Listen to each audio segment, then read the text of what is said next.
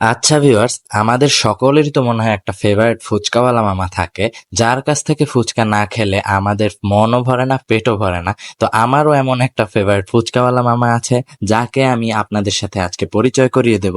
এবং তার ফুচকার টেস্ট কিন্তু অনেক জোস। তো আপনারা এসে ট্রাই না করলে কিন্তু বুঝবেন না। তো আমার মনে হলো আমি এত জায়গায় ভিডিও করি, এই মামার সাথে একটা ভিডিও করলাম না। আমার তো মনে হয় অনেক বড় একটা পাপ হয়ে গেল জীবনে, যেহেতু আমি তার কাছে রেগুলার ফুচকা খাই, কিন্তু আমার পেজে তাকে নিয়ে একটা ভিডিও নাই। তো আমি আজকে চিন্তা করলাম, যেহেতু অনেক দিন ধরে আমার পেজে কোনো ভিডিও দেওয়া হচ্ছে না কাজের চাপে, তো বাসার সামনে একটু ফুচকা খেতে যাব। আর আজকে আপনাদের সাথে আমার ফেভারিট ফুচকাওয়ালা ফুচকাগুলো কেমন হয় সেটা শেয়ার করব। তো আমার কাছে বেসিক্যালি তার ফুচকা ভালোই লাগে। এই দেখুন, ঝাল টক আর মিষ্টি টক। তো ঝাল টক আর মিষ্টি টকের ভিতরে আমার কাছে তার মিষ্টি টকটা অনেক জোস লাগে। আপনারা যারা এসে ট্রাই করবেন তারা কিন্তু অবশ্যই মিষ্টি টকটা ট্রাই করবেন।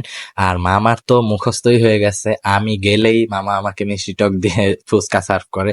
যদিও বলেছি আজকে আমি অনেকগুলো ফুচকা নেব, তার জন্য কিন্তু আমাকে 2 ধরনের টক একদম সাজিয়ে গুছিয়ে দিবেন। তো মামা একদম বলছে কোনো সমস্যা নাই, আপনি বসে। এরপরে আমি বসে পড়লাম ফুচকা খেতে, যেহেতু আমার ফুচকাটা রেডি হয়ে গেছিল। ও ভিউয়ার্স, আপনাদের লোকেশনটা জানাই দেই। এটা হলো গোরস্থান রোড পেস্ট্রি শপের ঠিক বিপরীত পাশে অবস্থিত। পেস্ট্রি শপের বিপরীত পাশে আসলেই আপনারা এই ফুচকা হাউসটা দেখতে পাবেন। তো আমাদের ফুচকা কিন্তু অলরেডি চলে এসেছে, একদম ভরপুর। আমরা 1 প্লেট নিয়ে নিছি, 2 ধরনের টকও আমরা নিয়ে নিয়েছিলাম। তো আপনাদের একটা জিনিস হয়তো খারাপ লাগবে, মামার ফুচকার সাইজ গুলো একটু ছোট ছোট। তো এই জিনিসটা হয়তো একটু খারাপ লাগবে, কিন্তু ফুচকার ভিতরের ভর্তাটার টেস্টটা এত মজা লাগে। আর সুন্দর সাজাই গুছাই দিছিল। আর মামার এখানে কিন্তু আমি 5 টাকা থেকে ফুচকা খাওয়া শুরু করছি। 5 টাকায় 3 পিস ফুচকা দিত, 10 টাকায় 6 পিস দিত, সেই কথা এখনো মনে আছে। বেসিক্যালি এখানে 30 টাকা 40 টাকা এরকম প্লেটই বিক্রি হয়। তো আমি একটু ভিডিওর জন্য 80 টাকার একটা প্লেট নিয়ে নিয়েছিলাম। আর মামা একটু বাড়াইয়াও দিছিল আমাদের।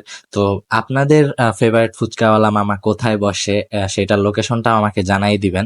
আর এখানে ফুচকার টেস্টটা কিন্তু অসাম, আপনারা এসে অবশ্যই ট্রাই করতে পারেন। বরিশাল করিমকুটি থেকে হাতেমালি চৌমাথা পর্যন্ত মামার ফুচকা কে কে ট্রাই করেছেন, আর চটপটি কে কে ট্রাই করেছেন, কার কাছে কেমন লাগছে, ফিডব্যাকটা কিন্তু আমার কমেন্ট বক্সে অবশ্যই আপনারা জানাই দিবেন।